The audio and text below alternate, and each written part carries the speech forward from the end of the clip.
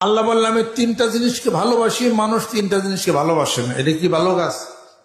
আল্লাহ যা ভালোবাসে আপনি তাই ভালোবাসেন।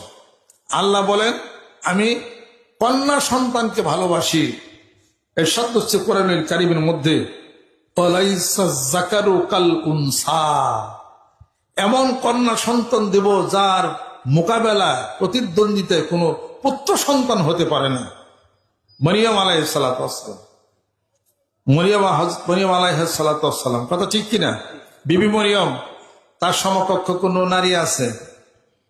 সুবহানাল্লাহ, সুবহানাল্লাহ। এই নারী মহিষী, তাহলে পরে তার উদর থেকে হলো ঈসা, হযরত ঈসা আলাইহিস সালাতু ওয়াস সালাম, ঈসা ইবনে মারইয়াম। তাহলে পরে এমন কন্যা সন্তান যার সামনে পুত্র সন্তান আসতে পারে না। আল্লাহ পাক ঘোষণা করেন ইয়াহাবু লিমান ইয়াশাউ ইনাসা ওয়া ইয়াহাবু লিমান ইয়াশাউ যুকুরা আও ইউযাওবিজুহুম যুকরানা ওয়া ইনাসা ওয়া ইয়াজআলু মান ইয়াশাউ আকীমা।